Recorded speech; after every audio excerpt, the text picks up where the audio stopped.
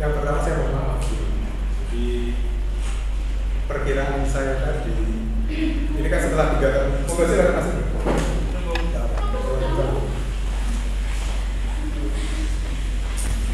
Jadi setelah masa panjang pandemi kemarin, saya kan sudah tidak pernah kemana.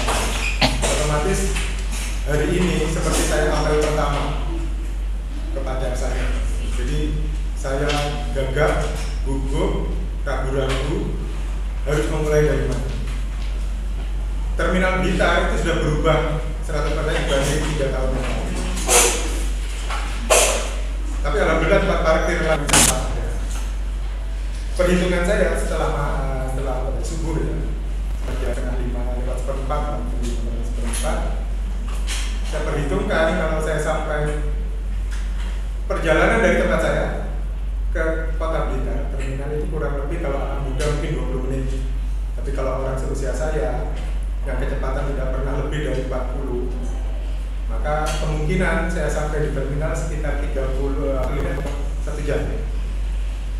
Perkiraan saya sampai di terminal Blitar. Ini saya tidak ingin membela diri ya, cuma ingin menjelaskan kenapa kok saya demikian terlambatnya. Ya kalau saya protes ke Pak supir bisnya tadi, saya disuruh terbang. Biasanya gitu kan, mibroae gitu. Karena itu adalah aspek-aspek atau faktor-faktor eksternal yang tidak bisa saya kendalikan. Jadi saya sampai terminal, langsung dapat bis sebenarnya. Setelah parkir saya dapat bis. Baru keluar kota Blitar sekitar 5-10 menit.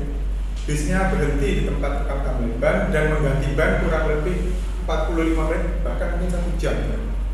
Sudah buyar. Bingung saya. Bukan karena saya sudah membayar. Misal pun, ya mau nggak silakan. Misal pun belum membayar, saya akan bingung. Naik apa saya? Sementara bis yang lewat mungkin setelah jam itu lebih siang lagi. Itu yang pertama. Kemudian yang kedua, ternyata jalur bisnya yang saya tumpangi itu lewatnya tidak pernah saya alami sebelumnya. Lewat Hamid Rusdi, Wende, Pakis, sampai ke sini ini sudah jam 9 ya. Tidak mungkin saya turun. Saya terus saya serahkan kepada kalian. Kalau kalian mau menyalahkan saya ya salah. Kalian tidak ada tadi juga tidak apa-apa, kalian tidak salah. Tapi itu adalah penjelasan saya kenapa saya sampai terlambat hampir 1 jam. Saya sudah izin di bagian akademik tadi, tapi ya itu juga bukan hal yang menyelesaikan masalah sebenarnya. Tapi ya kalau apa boleh buat, saya berusaha berpikir begini saja bahwa ada faktor eksternal yang bisa kendalikan dan ada faktor internal yang bisa saya kendalikan dan ada faktor eksternal yang tidak bisa saya kendalikan. Kalau kalian pernah membaca filsafat Stoik, faktor eksternal ini tidak mungkin bisa kita pikir terus, stres. Kalau tadi saya pikir, itu dulu saya begitu. Pernah saya telat hampir 1 jam juga. Saya sudah izin. Saya seperti stres di mikrolet. Tadi itu udah agak lama. Saya penggemar mikrolet dan bis. Jadi kalau misalnya mikrolet tadi saya tanya supirnya, Pak sampai sore jam berapa paling maksimal? Jam 4. Kalau saya keluar dari sini jam 4 saya sudah tidak dapat mikrolet. Sementara HP saya tidak mungkin diinstal Gojek atau Grab. Sistem operasinya non support. Menunggu mikrolet ya. Sampai besok saya di sini. Kalau saya besok kan harus kembali ke Blitar. Saya biasanya jeda 1 hari, Rabu nanti di sini lagi. Jadi ya saya tidak ingin kalian memberi belas kasihan ke saya, cuman ini perlu saya jelaskan. Barangkali nanti di suatu saat akan terjadi lagi kendala-kendala seperti yang saya alami hari ini. Mohon bisa dimaklumi, dimaafkan. Bukan karena saya orang lebih tua, tetapi ya saya harus meminta maaf ke kalian. Itu bukan kebiasaan saya. Biasanya saya lebih dulu menunggu mahasiswa daripada mahasiswa menunggu saya. Jadi kebiasaan saya dari dulu gitu. Oleh karena itu, ini menjadi pengalaman yang nantinya akan saya revisi untuk hari Rabu. Bisa jadi saya berangkat dari rumah sekitar jam 3 sebelum subuh. Dulu begitu memang. Jadi jam 1:30 atau jam saya bangun, jam 3 saya langsung bertolak ke Blitar. Sehingga bis yang paling pagi saya naik. Walaupun saya masuknya jam 8.40, jam 7 biasanya saya sudah ada di kampus. Untuk menanggulangi kemungkinan kendala yang bisa terjadi. Tapi hari ini memang sekali lagi di luar perkiraan saya, di luar kendali saya, jadi ya. Alhamdulillah kalian masih mau menunggu. Ya, Pak. Dan alhamdulillah kita bisa bertemu secara tatap muka. Kalau saya tampil seperti ini, mungkin persepsi kalian juga bermacam-macam. Apalagi saya keluarkan nanti ada topi, ada kupluk putih, dan ada peci. Pasti nanti kalian punya persepsi yang berbeda-beda saya pakai. Ya. Apalagi misalnya saya urai, itu bakal beda. Saya sebenarnya gondrong itu ya sudah terlanjur saja. Jadi sejak COVID, awal COVID saya sebenarnya mesti kelontos. Karena lebih praktis. Saya sejak awal COVID tidak pernah ke tukang cukur. Pas ke tukang cukur, buat apa dipotong mas, toh nanti tumbuh lagi. Ya saya ikuti saja sampai sekarang. 3 tahun ini ya. Kalau saya udah mungkin sampai sepunggung lah. Seperti zaman saya pernah di Jakarta dulu, walaupun saya bukan artis, tapi waktu saya bertualang di Jakarta, rambut saya sepunggung, dan itu masih hitam semua. Kalau sekarang kan saya sudah meninggalkan dunia hitam, jadi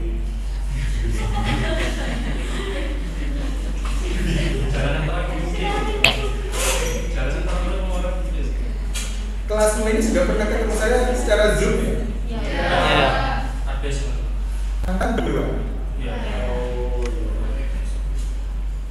Masalahnya di Simaka itu kan juga ada 2 versi sekarang, antara versi sebelum 22 dan versi 22, sehingga saya masih bingung. Gak tahu nanti reprogramika pakai kelas ini juga atau bukan, saya nggak tahu.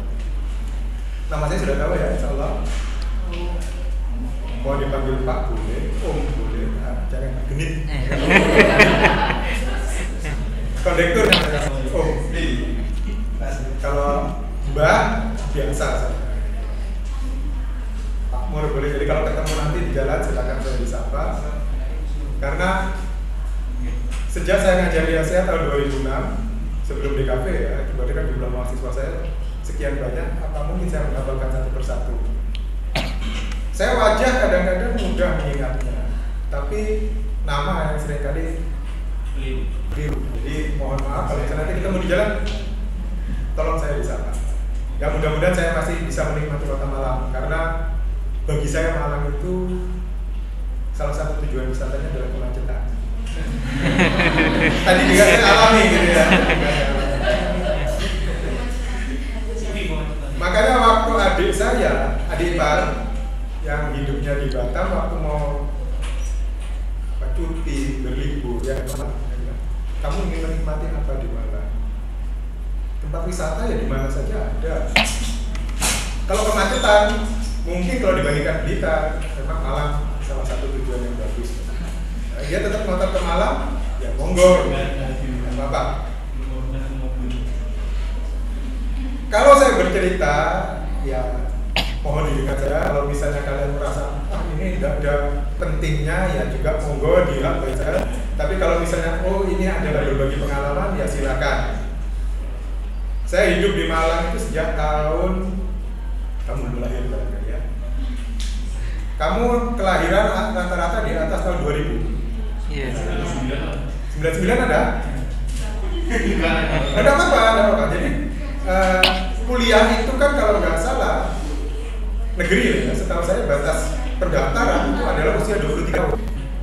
Kalau nggak salah. Tapi kalau swasta mungkin relatif 25 pun nggak masalah.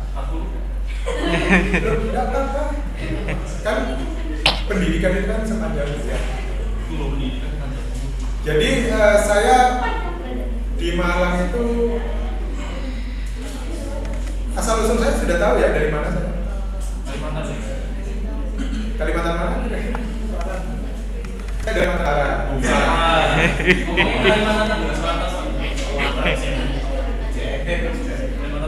Kalau di KTP saya itu saya kelahiran Pulau Bunyu, Timur karena pada saat saya lahir masih berstatus sebagai bagian dari Provinsi Kalimantan Timur. Nah, setelah pengembangan wilayah, akhirnya Kalimantan Timur terpecah menjadi Timur dan Utara. Kebetulan pulau tempat saya hidup itu di ujung Kalimantan, itu berarti masuk kategori Kalimantan Utara. Tempat saya lahir itu kotanya kecil banget. Kalau saya ingin menyebut kota, tapi kalau dianggap kampung ya memang kecil banget. Mungkin kalau kamu niat keliling satu hari itu sudah bisa finish dari start sampai ke finish. Ke start lagi bisa. Jadi kecil sekali. Kemudian saya merantau ke Tarakan. Tarakan itu sebenarnya untuk menempuh SMA karena tempat saya masih desa, SMA belum ada. Setelah lulus SMA, kebetulan teman-teman yang punya kakak banyak yang kuliah di Malang. Saya tidak pernah punya gambaran Malang itu bagaimana. Pada saat itu saya cuma ikut ke Malang, daftarnya di perguruan tinggi yang ada bidang yang saya suka, yaitu seni rupa. Yang kebetulan waktu itu adalah IKIP Malang. Di lain-lain belum ada. Bergaya seni rupanya baru. Dulu belum ada. IKIP Malang itu adalah UM. Saya lulusan IKIP Malang jurusan pendidikan seni rupa. Ngajarnya saya sudah pernah ngajar mulai dari SMP, SMA, diploma barangkali ya, kemudian perguruan tinggi, SD atau MI. Kadang saya ikut memberi materi untuk menggambar atau melukis biasanya begitu. Hanya saja itu adalah proyek-proyek yang sifatnya sosial. Jadi kalau yang SD itu saya selama waktu masih ada saya meluangkan waktu untuk mengajar. Kalau di Asia ini saya termasuk dosen mungkin paling tua. Dari tampang memang kelihatan, dan dari usia juga saya mungkin termasuk paling tua. Asia diambil alih WMS tahun 2006 kalau nggak salah. Jadi saya ngajar di sini itu mulai tahun 2006, kurang lebih 16 tahun. Tapi status saya tetap LB, dosen luar biasa, dosen tidak tetap atau part time atau freelance. Jadi pada saat saya ngajar saya bukan kalau tidak. Nah sebelum di sini saya ngajar di mana saja. Di WMS saya pernah, di Stekom sekarang STT juga pernah, misalnya P3I. Kemudian kalau PIKMI kamu pernah dengar itu dulu ada yang namanya pendidikan PIKMI juga Sekomtek. UM juga, insya Allah pernah. Tapi ya saya selalu menjadi dosen tidak tetap karena saya tidak ingin terkekang dengan satu birokrasi tertentu. Meskipun saya ngajar di Asia ada birokrasi yang saya ikuti juga. Istri saya satu, insya Allah dan nambah. Saya bukan mengenai poligami. Anak saya 2, alhamdulillah. Yang pertama sudah 2 tahun yang lalu lulus, kebetulan jurusan DKV juga di Jogja, swasta. Dan sekarang menjadi ilustrator buku anak di Jogja. Alhamdulillah. Padahal anak saya yang pertama ini dulu pada saat saya kecil, waktu masih kecil saya buat sampah kertas, saya ajari gambar, tapi dia tidak mau.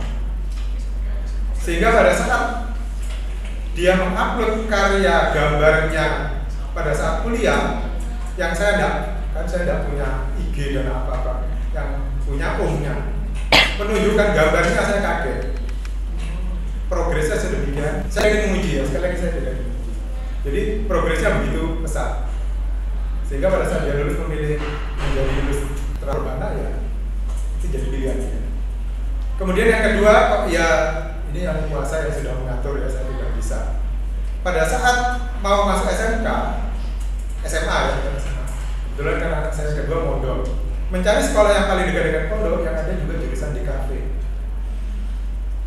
Jadi all di cafe live saya. Saya tidak pernah membayangkan seperti itu dan saya tidak pernah mengatakan seperti itu. Wong saya itu loh tidak kaya paling tidak untuk ukuran orang yang mengukur kehidupan dengan materi. Saya tidak kaya, tapi anak saya mungkin tertarik dengan apa yang saya lakukan. Kamu, saya tidak tahu masuk DKV apa karena bapak ibu kamu di DKV, padahal saya tidak tahu. Atau kakak atau saudara saya tidak tahu. Tapi biasanya kalau bapak ibunya dokter, anaknya mesti masuk ke dokteran. Biasanya kenapa? Sekali meriksa itu sakit. Loh, berbicara masalah kedokteran, saya dulu dipaksa oleh kakak ipar saya untuk masuk ke kedokteran. Karena SMA-nya saya IPA dan saya masuk kategori tidak bodoh-bodoh amat. Saya kalau bilang saya pinter kok nggak pas, tapi menurut kakak ipar saya pantas masuk ke kedokteran. Yang namanya minat itu kan bisa dipaksa. Mungkin kalau saya masuk ke kedokteran lulusnya 20 tahun kan saya nggak tahu. Sementara saya masuk di seni rupa, insya Allah sebenarnya 3,5 tahun saya sudah selesai mata kuliah. Jadi, tapi syaratnya di negeri kan harus 4 tahun, nggak boleh 3,5. SKS saya sudah 3,5 tahun itu sudah selesai. Akhirnya saya mencari mata kuliah tambahan untuk menggenapi 4. IP saya tidak tinggi-tinggi banget. Kalau kami ini di atas ya. Saya udah sampai 3. Tapi bedanya zaman itu legal lulus sudah lulus. Ngulangi peng 5 ya peng 5. Nah, itu era saya, era kalian beda. Ada ujian susulan, ada ujian perbaikan, ya insya Allah. Zaman saya enggak. Semester ini enggak lulus, saya ngambil tahun depan. Semester tahun depan enggak lulus, saya ngambil yang tahun depan. Sehingga terkadang ada anak yang sampai 7 tahun enggak lulus, tetapi karena berhasil berkarya dengan baik, akhirnya diluluskan. Jadi semacam penghargaan atas kreasi mereka di dalam berkarya. Saya di Blitar itu adalah pendatang. Ada yang dari Blitar di sini? Tidak ada. Jadi saya terjerumus di Blitar. Perkenalannya di Malang juga. Perkenalan di Malang. Kemudian kebetulan istri atau ibunya anak-anak saya, mantan pacar saya itu orang Blitar. Yang perlu juga saya sampaikan bahwa kondisi fisik saya sejak tahun 1994 itu masuk kategori difabel secara formal. Walaupun saya bisa berjalan seperti biasa, tapi itu saya alami pada saat saya pernah diminta adik ipar saya untuk ngurus paspor. Saya dimasukkan ke jalur difabel. Karena saya diistimewakan sebenarnya, tapi saya tidak sadar karena saya merasa saya bukan difabel. Tapi setelah saya ngomong dengan saya, oh iya memang saya difabel gitu. Karena kaki saya itu kan karena ada pennya, jadi tidak bisa ditekuk bagian panggulnya. Itu karena kejadian kecelakaan tahun 94. Yang pulang panggul ini saya cerita ini, kamu tidak usah terharu biasa saja. Terharu bukan itu apa kan enak.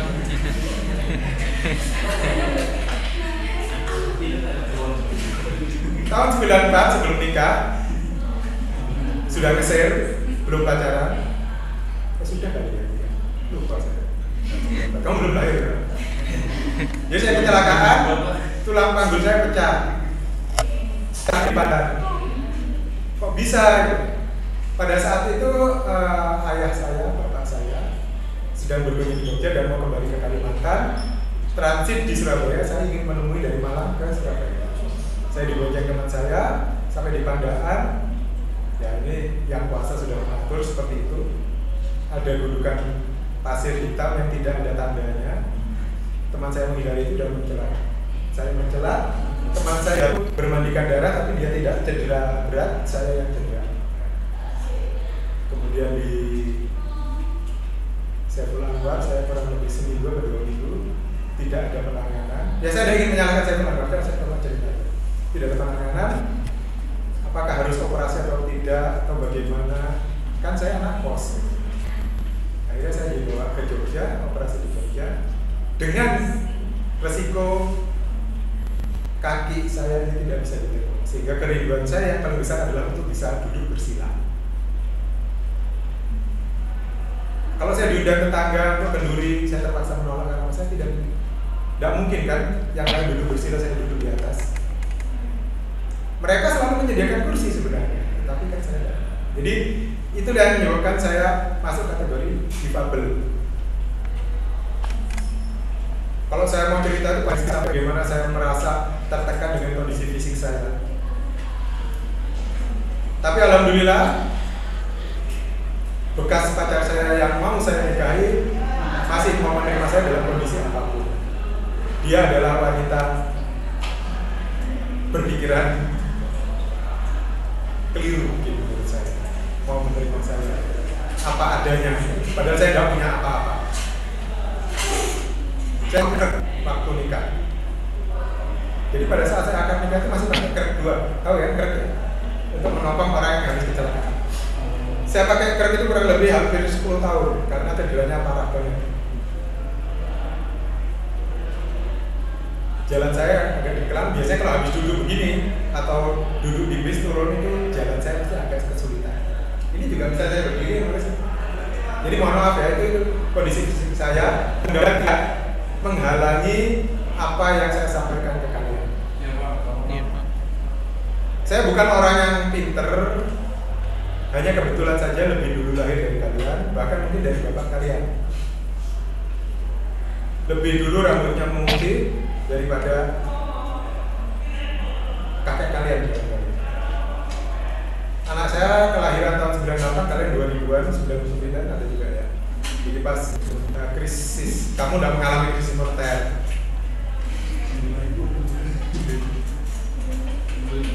Anak saya yang pertama perempuan, yang kedua laki-laki. Istri saya perempuan.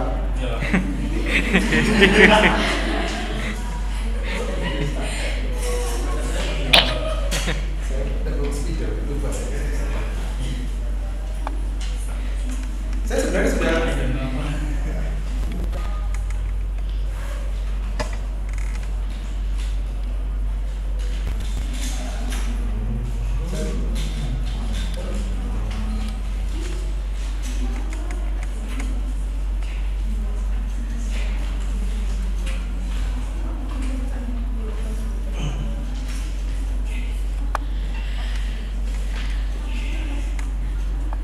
kelas F2.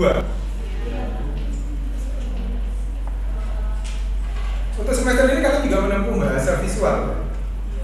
Ya. Jadi bahasa visual, komunikasi visual. Jadi dalam bahasa visual pun nanti mungkin kalian ada juga membahas tentang komunikasi visual. Kira-kira sudah punya bayangan apa itu tentang komunikasi visual? Komunikasi itu apa? Visual itu apa? Agak sakit. Kalau saya tunjukkan di sini ada huruf Y, yang jahitan ada 25 jahitan. Kalau saya mau cerita, pada saat saya dibius itu seperti saya berada di ruangan kaca, ditutup gorden, saya duduk di pojok selama operasi. Operasi saya jam 10 sampai jam 3, berarti berapa jam? 5 jam. Pada saat saya sadar, bagian atas sudah sadar, bagian bawah belum. Masih kurang 5 jahitan kata dokter. Tapi tidak terasa, cuma saya dengar bunyi-bunyiannya saja. Itu adalah hal yang sangat luar biasa yang saya alami, dan sampai sekarang saya akan tetap ingat. Mudah-mudahan kalian tidak mengalami hal-hal yang, tapi ya itu memang saya tidak bisa menolak. Apapun yang terjadi pada kita, ini nanti ada hubungannya dengan apa yang kita pelajari.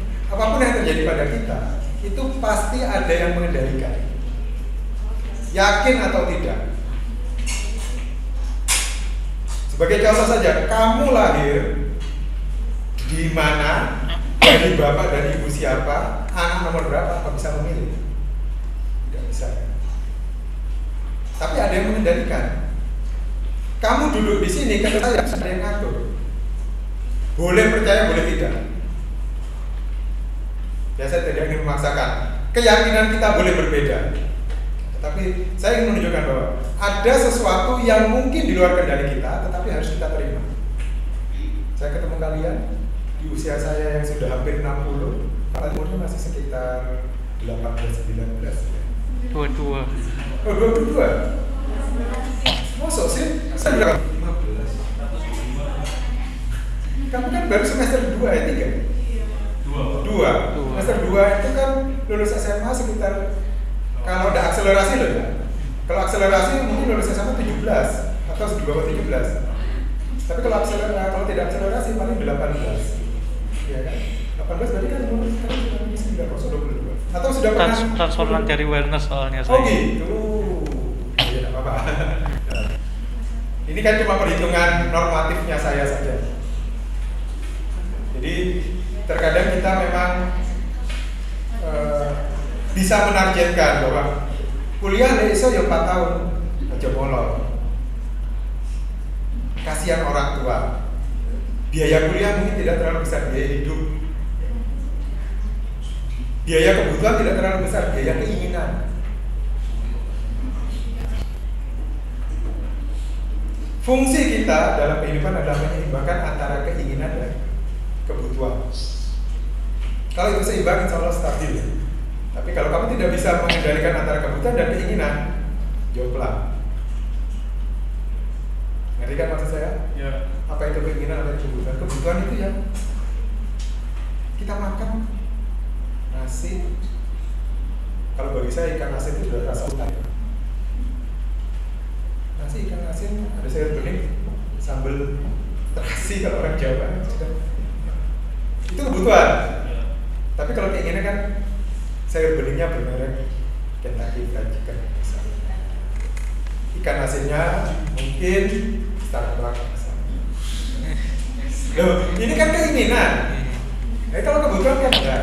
Jadi itu yang harus bisa kita kendalikan.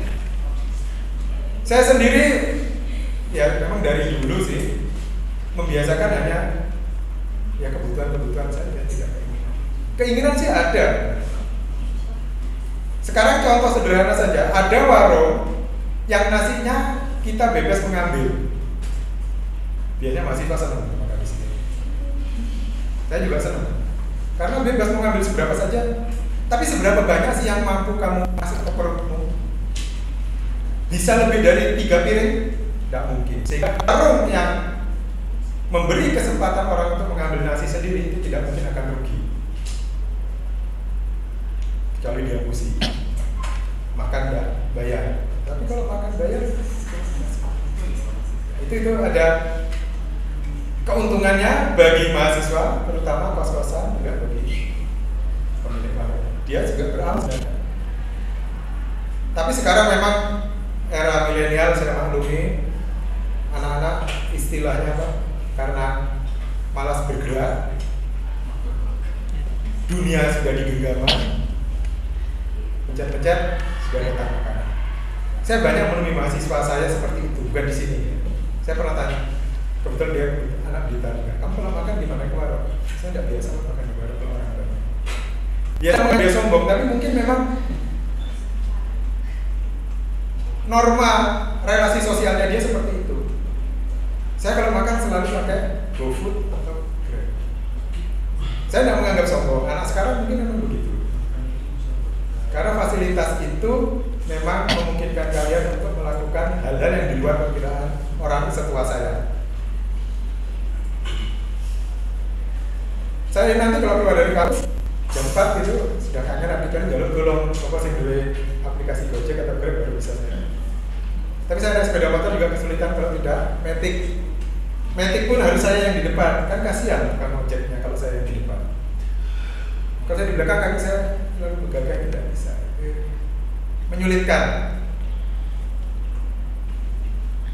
Nah, berkaitan dengan apa yang saya sampaikan di awal tadi bahwa kehidupan terkadang jomplang karena keinginan dan kebutuhan yang tidak seimbang.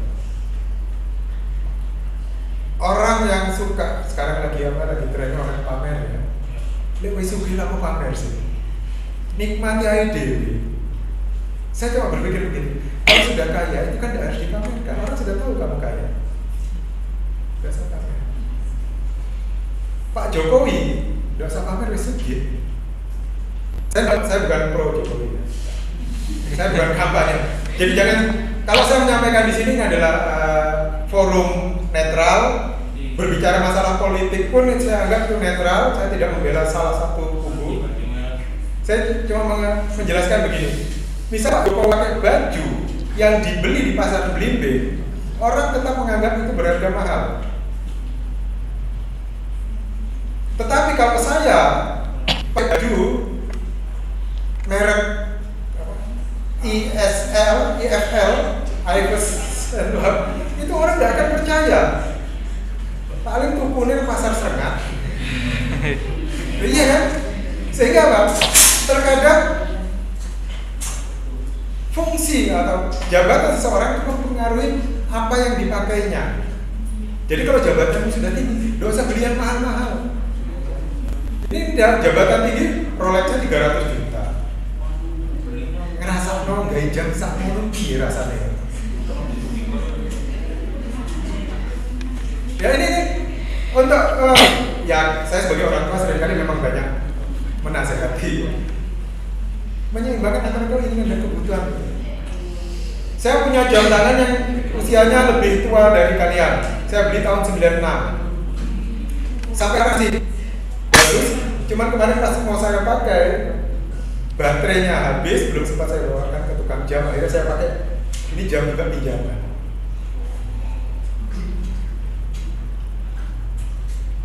Berarti lebih tua dari anak saya dan lebih tua dari kamu. Saya mau punya barang-barang yang cenderung awet kalau memang itu masih bisa digunakan. Cutter, ini zaman saya kuliah.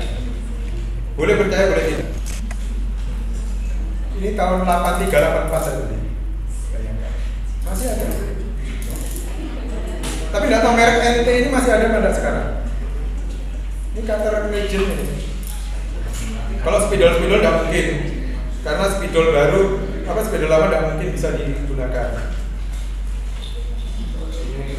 Pensil.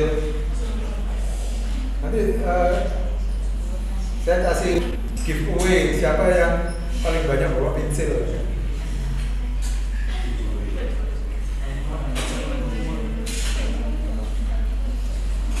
Oke, hari ini saya belum masuk ke materi, tapi saya sedikit memberi gambaran tentang bagaimana sistematika perkuliahan kita. Mudah-mudahan kita bisa seterusnya melanjutkan offline seperti ini. Karena terus terang tadi pada saat perjalanan saya merasa memang pusat tidak bisa dibohongi. Setelah musim hujan, jalan banyak yang terutama pinggir yang lubang dan bekas tambalan-tambalan yang tidak teratur, sehingga mata harus betul-betul konsentrasi. Sekalipun saya selalu berkecepatan di bawah 40. Akhirnya ada sedikit keraguan saya bisa melanjutkan ini sampai walaupun cuma Selasa, Senin dan Rabu. Perjalanan dari tempat saya lumayan jauh itu ke Terminal Blitar. Untuk ukuran anak-anak seperti kalian mungkin tidak masalah, tapi untuk orang setua saya itu agak bermasalah. Saya terus berpikir, iya memang. Ya saya tidak ingin ngalah, saya tidak ingin bermanja-manja. Saya tidak ingin, wah nanti kalau misalnya harus kemarin ada pengenalan data itu. Saya ngajar itu, yang penting saya tidak tekor dalam perjalanan saya. Saya tidak ingin merendahkan diri saya, tapi terus terang saya ngajar dimanapun. Misalnya saya harus datang dari luar kota, itu selama saya tidak tekor, itu tidak apa-apa. Saya tidak makan pun tidak apa-apa.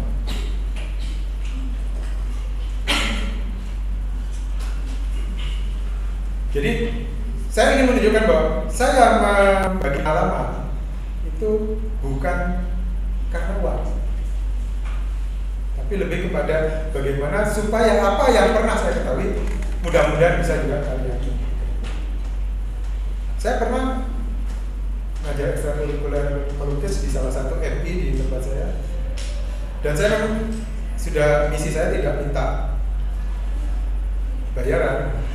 Ada murid saya iseng, Pak sampai dibeli. Saya kan bingung menjawab. Dia berpikir bahwa dia sekolah membayar, baru saya tidak dibayar. Ya saya bilang, saya tidak minta bayaran. Karena dia tahu saya tidak sugih. Tapi ya, itu kan persepsinya dia, saya mesti dapat bayar. Nah ini berkaitan dengan perkuliahan, mudah-mudahan nanti bisa berlanjut dalam arti apapun yang terjadi. Kalau misalnya pun nanti misalnya terpaksa harus setengah jalan online, ya mohon maaf sebelumnya. Tapi ini masih belum keputusan, saya masih mempertimbangkan. Karena dari anak saya sendiri juga mudah-mudahan bapak sudah tua, wes talon ngomain. Nah, saya di Malang itu kan sampai 2012 ya, 2012 berarti kan 10 tahun yang lalu. Kenapa ke Blitar? Karena sudah bosan dengan wisata kemacetan Malang itu. Saya mau nyebrang dari sini ke sana dengan mikrolet aja bisa setengah jam. Jadi saya sudah 10 tahun, tapi kebetulan Asia masih memberi peluang saya untuk ngajar, makanya saya diberi kesempatan mulai pagi sampai sore biar tidak terlalu banyak waktu berbeda. Sebenarnya kemarin saya hari Jumat juga mau dikasih Senin, Rabu, Jumat. Padahal Jumat saya usahakan tidak pernah kemana-mana. Jadi khusus kalau Jumat saya di tempat saya saja.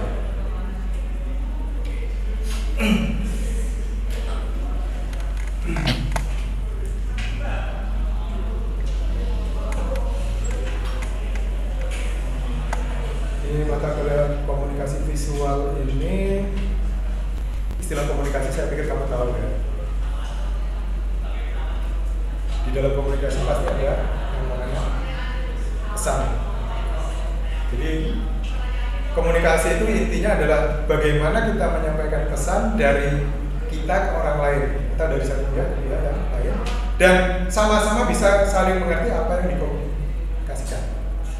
Jadi kalau misalnya saya mau beli makanan, saya cerita ke kamu sudah membayar, bahwa saya akan di warung beli makanan.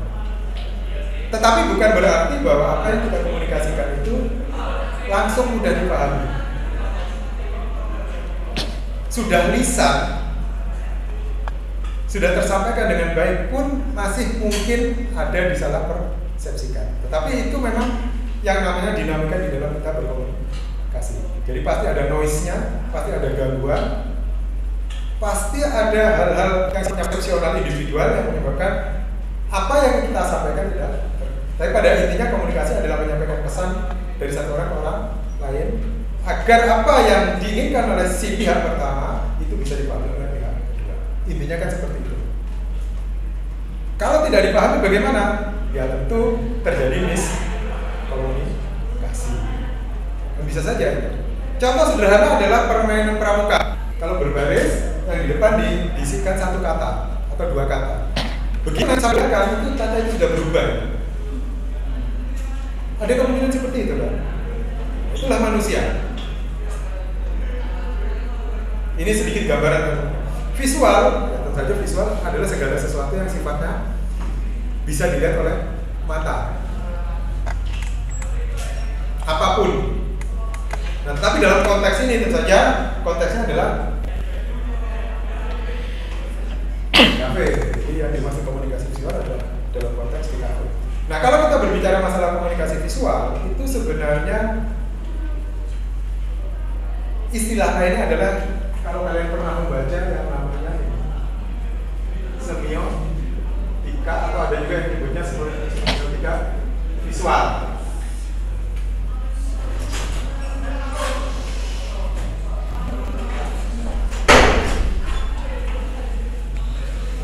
Oh ya, sebelum saya lanjutkan, saya tadi teknis kuliah dulu Pak.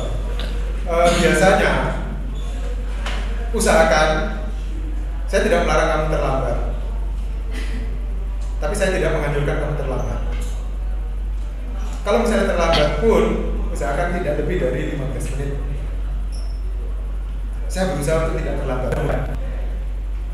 Nanti kita bandingkan perjalanan kamu dan perjalanan saya.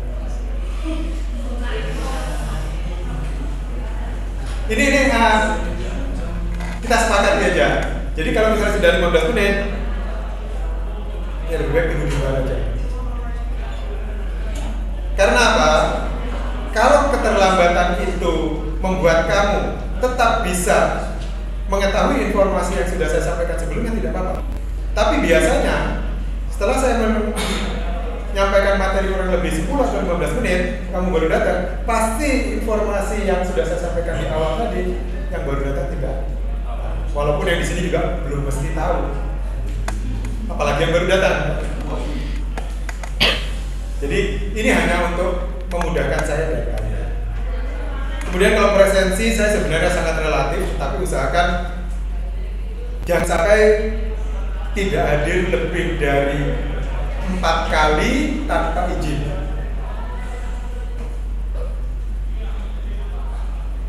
Izinnya apapun, yang penting kamu matur ke saya. Pak, saya lagi beli cat masih nyampur, belum bisa masuk. Pak, saya masih makan, warungnya masih goreng ikan. Apapun alasannya saya terima. Yang penting kamu komunikasikan. Jadi intinya adalah semua dikomunikasikan. Apakah itu berpengaruh? Ya sedikit banyak nanti berpengaruh. Kemudian nomor, kalau kalian sudah pernah dapat, nah ini juga perlu saya jelasin di sini. Nomor sebelumnya yang saya gunakan itu adalah nomor istri saya. Kenapa sampai jadi tiga? Pada saat itu saya menggunakan, ini pun sekarang masih HP jadul sebenarnya, HP yang bisa WA, tetapi pada bulan Februari tahun berapa itu ya, 19 atau sebelum COVID pokoknya, itu ada peringatan bahwa pada bulan Februari tanggal 24 ini nanti sudah unsupport untuk WA.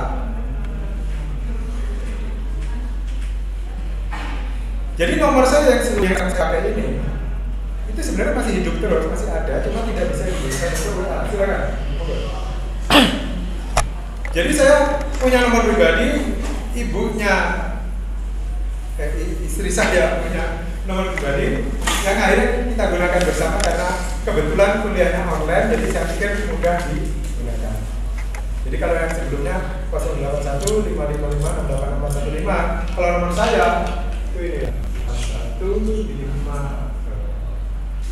Ya, bagus ya. Terus saya nulis tidak menghapus.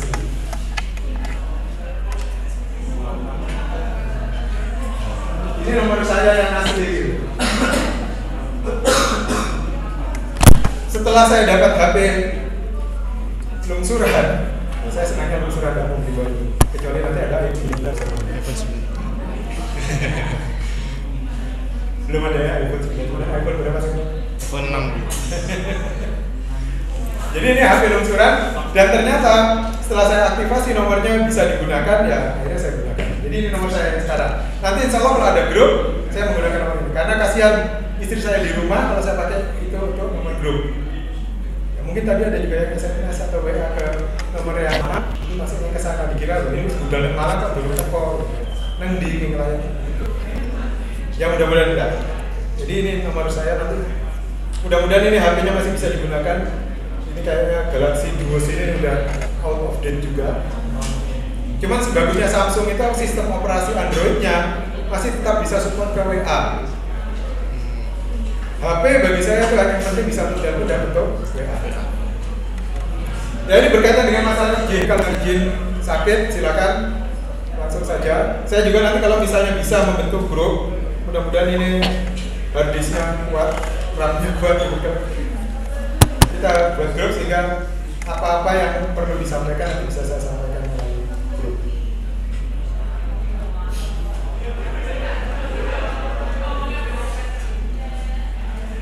Oh, udah saya habiskan lagi.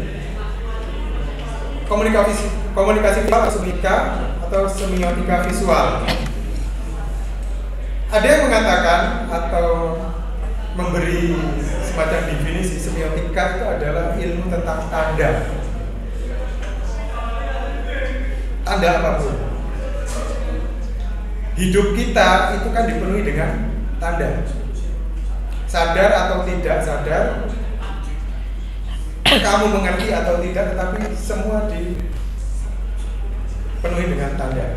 Waktu kamu mau bangun jam 3, HP-mu kamu setel alarmnya jam, itu adalah tanda bahwa kamu harus mematikan bel itu untuk tidur kembali. Ya, padahal harusnya bangun. Tapi kan memang biasa. Saya sendiri juga begitu. Belnya setengah 3, tapi nanti jam 3 baru saya bangun. Setengah 3 itu untuk dimatikan, yang jam 3 untuk saya bangun. Jadi memang ya apa ya, itu adalah estetikanya hidup, estetikanya orang tidur. Itu salah satu contoh tanda. Kemudian yang berikutnya, kalau kamu mendengar suara ayam berkokok, itu menunjukkan tengah malam atau pagi. Kalau dia berkokok tengah malam, itu terkadang juga menimbulkan persepsi lain. Ada maling, ada setan, ada ular. Tapi normalnya kalau ayam berkokok itu menunjukkan sudah pagi. Kalau ada ayam memet itu apa ya istilah Indonesianya? Kayak bingung kayak itu berarti ayam itu mau bertelur. Itu kan tanda. Sadar atau tidak? Pintu diketuk. Berarti tandanya kita harus membukakan pintu. Perutmu berbunyi, berarti tandanya kita harus mengisi perut kita. Terserah ngisinya dengan nasi atau dengan air. Air dan nasi sama-sama bisa mengenyangkan, tapi nasi belum tentu akan haus. Anak kos biasanya kalau lapar, ngirit, minum air putih yang banyak, terus tidur. Pengalaman. Saya juga pernah punya pengalaman. Teman yang kemanakan saya, Indomie atau Supermie yang satu bungkus itu digunakan makan untuk 3 kali sehari. Pagi, siang, dan malam. Dia menjadi 3. Yang penting kuahnya yang banyak. Ditambahi uyah agar. Ya mungkin eranya sudah berbeda ya. Era saya memang era non milenial. Kalau era milenial kan sangunya harus 2 jutaan luwih. Loh, enggak, ini saya memotivasi. Loh, tapi iya kayaknya sih. Anak saya aja waktu itu kosnya sudah 500. Ya lebih itu lah. Paling enggak sekarang ini kamu 2 jutaan lah ya sebulan. Walaupun mungkin tidak langsung jual ya. Mungkin tiap minggu yang rumahnya dekat minta ya kan. Oke, kembali ke tanda tadi. Jadi ada banyak sistem tanda yang bisa kita temui dalam kehidupan sehari-hari. Yang nanti salah satunya adalah yang dibahas di komunikasi visual ini. Jadi di dalam komunikasi visual itu kita memberi makna kepada tanda dan mencoba memahami makna yang ada di dalam tanda itu. Kita menciptakan tanda yang diberi makna dan memahami tanda yang punya makna. Sebagai kreator kita menciptakan. Sebagai spektator atau pengamat kita melihat, menikmati, dan menerjemahkan apa arti tanda itu. Itu nanti. Tapi saya beri gambaran umum dulu tentang tanda. Kamu melihat gambar ladies and gentlemen tanpa ada tulisan toilet, kamu sudah tahu kalau kamu ingin pipis ke situ. Kenapa? Karena kamu sudah punya persepsi yang dibentuk oleh tanda itu.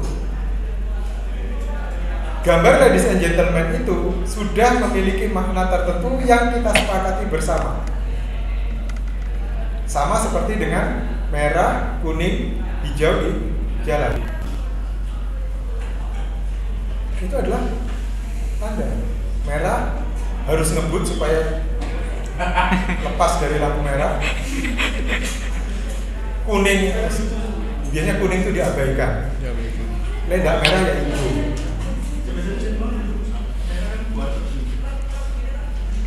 Saya tadi naik bis ini, kalau nggak salah hampir 4 kali, saking padatnya di Greenwich situ. 4 kali mandek, 4 kali stop karena lampu merah. Siapa yang nyuruh kamu berhenti?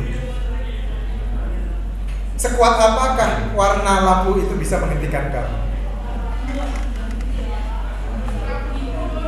Itu adalah kesepakatan kita bahwa kalau merah kita harus berhenti. Ada tanda lingkaran hijau, ada gambar telepon. Kamu sudah beda dengan aplikasi yang ada gambarnya pesawat kertas. Karena apa? Ya karena kesepakatan. Jadi tanda itu tetap membutuhkan yang namanya kesepakatan supaya bisa dipahami. Makanya kita belajar komunikasi visual ini agar kita bisa punya kesepakatan tentang makna komunikasi yang dimuat atau diemban oleh tanda. Kalau kita berbicara masalah komunikasi visual, berarti kan ada komunikasi verbal.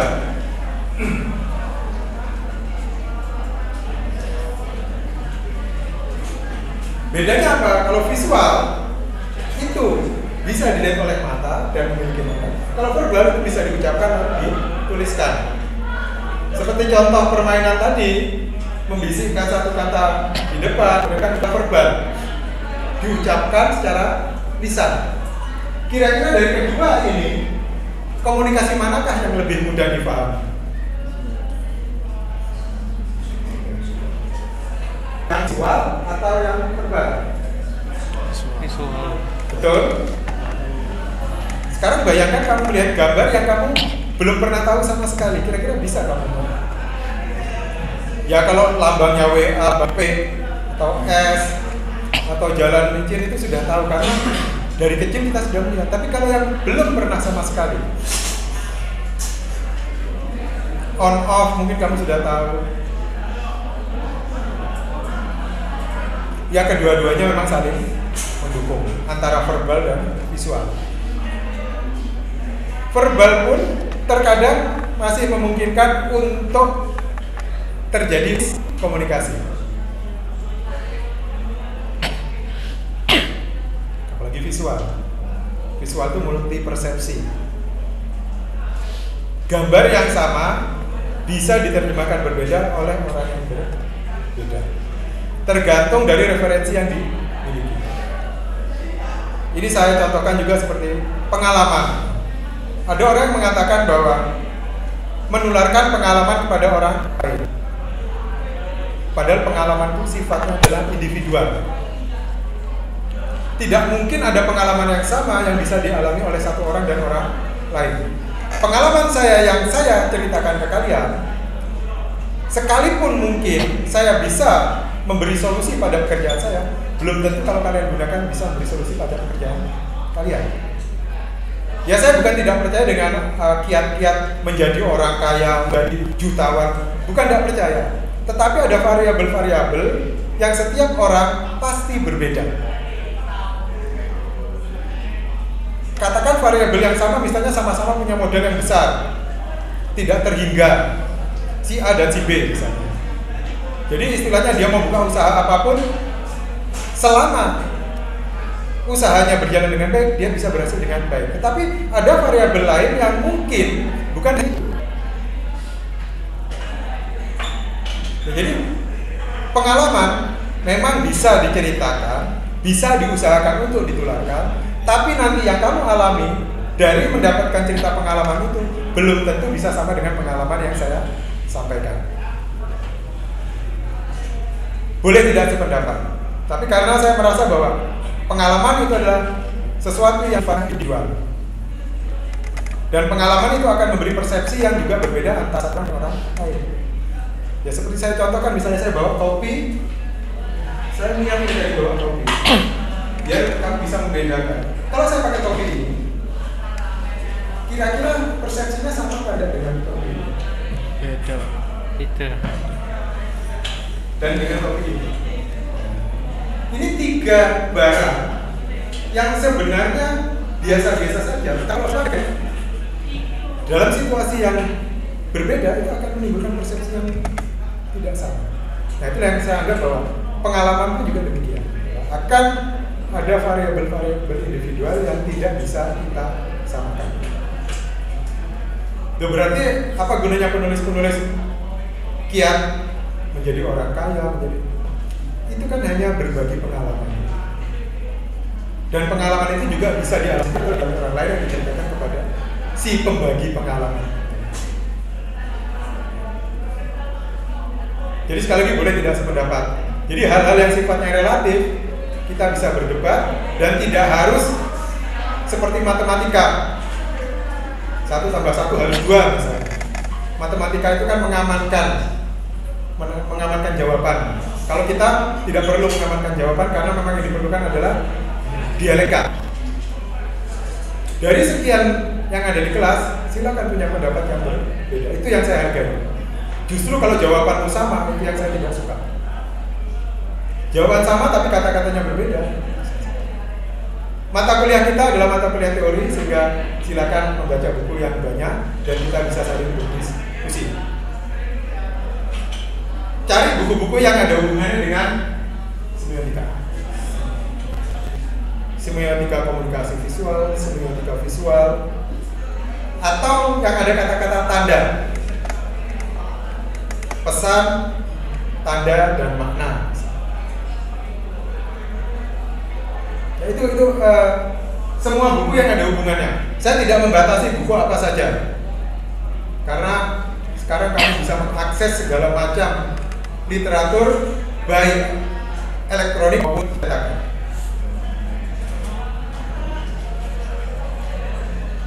Berbicara masalah semiotika ini nanti memang kalau kita terlalu teoritis itu kamu ngantuk. Terlalu banyak menyebutkan nama-nama ahlinya itu juga kamu ngantuk. Jadi mending kamu baca dulu, nanti kita coba bahas. Karena pada intinya adalah kalau kamu sebagai desainer, kamu akan menciptakan tanda yang memiliki makna.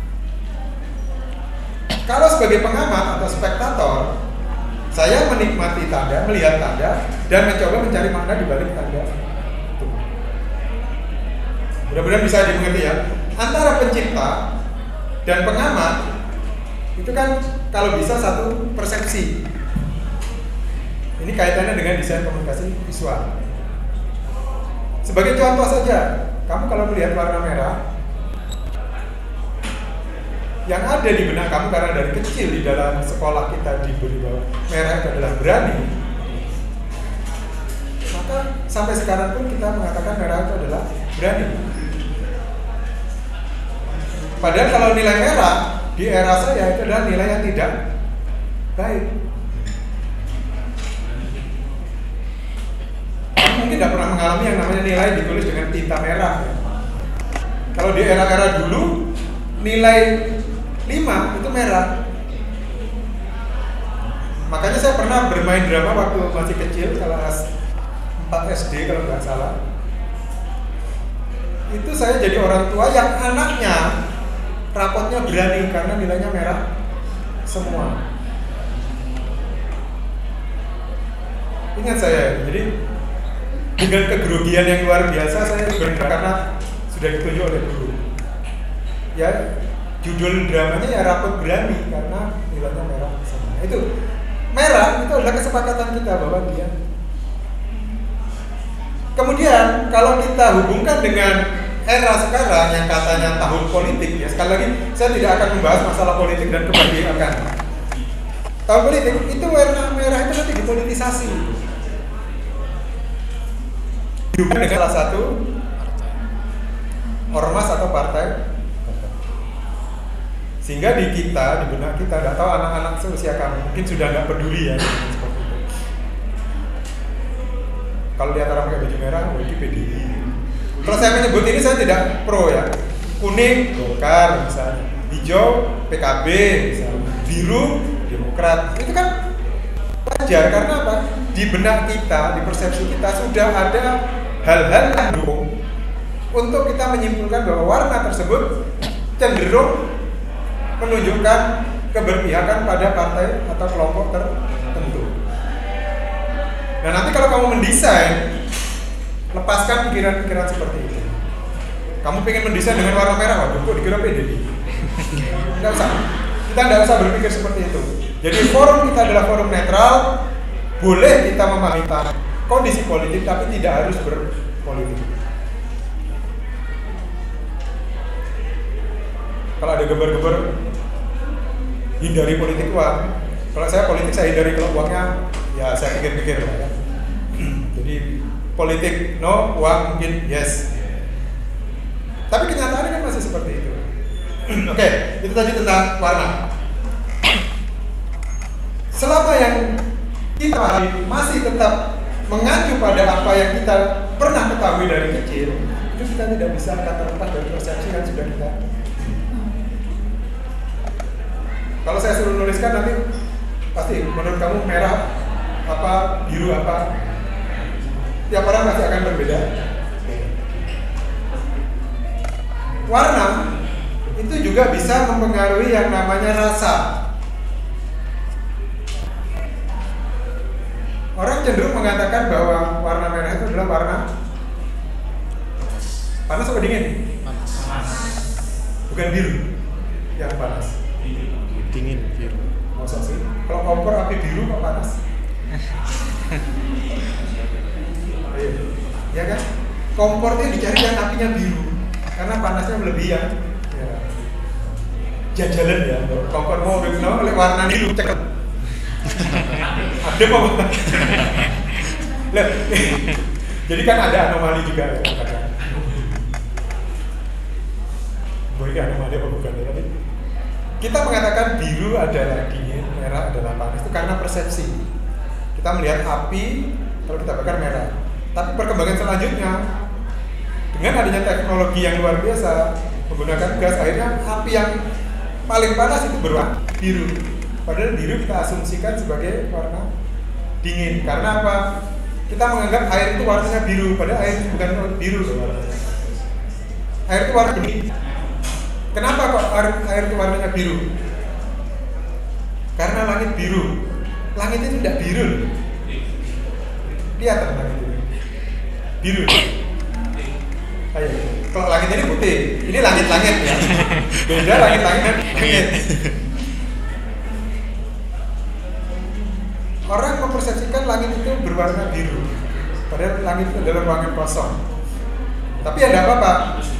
Kita menerjemahkan langit berwarna biru karena persepsi visual kita terhadap warna yang ditunjukkan oleh keluasan langit itu adalah biru. Ya, ini sudah waktunya jam 1. Oh, terima kasih begini, aku lali. Saya terlambat tadi ya. Yes, monggo silakan. Mohon maaf untuk presensinya, coba presensi dulu aja. Makasih. Saya lupa tadi, kalau saya yang terlambat. 10-20 ya? Iya. Sekarang yang sudah keluar aja apa? Kalau tidak langsung ya.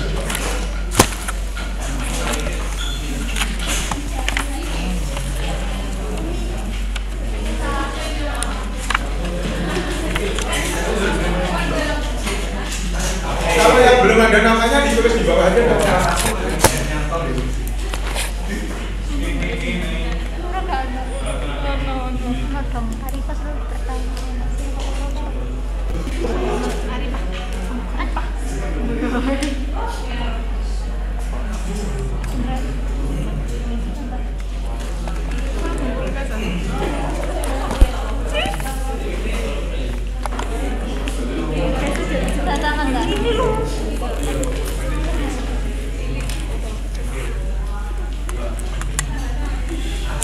Harap aja.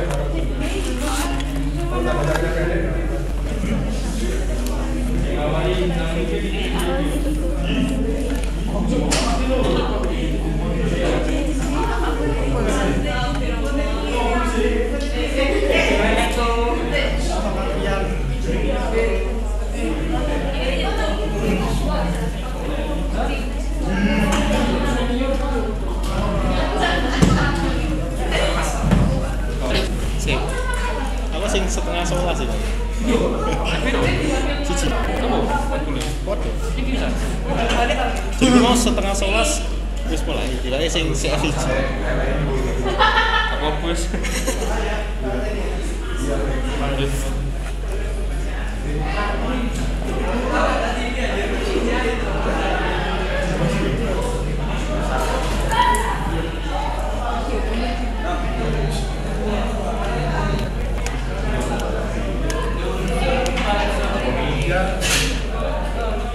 Cuman F1 juga? Iya, F1 Ya sama berarti. Tatangnya juga bisa buat? Tatangnya sebelum aku? Iya. Ya tak kira tadi ya udah mulai kan yang 10-20. Ternyata masih yang F1 F2.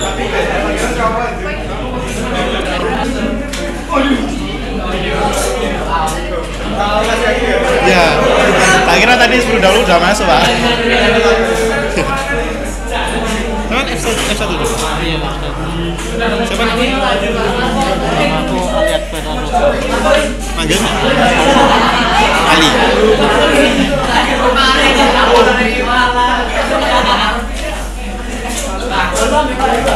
Mutualan. Oke. Jalan.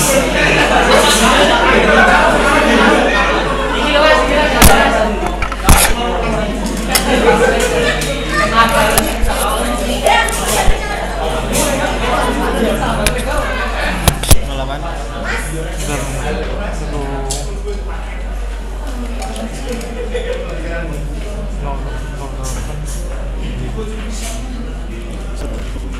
Apa? Aku nyatet nomornya sama apa sama nyatet nomor? Kamu nyatet nomorku aja biar.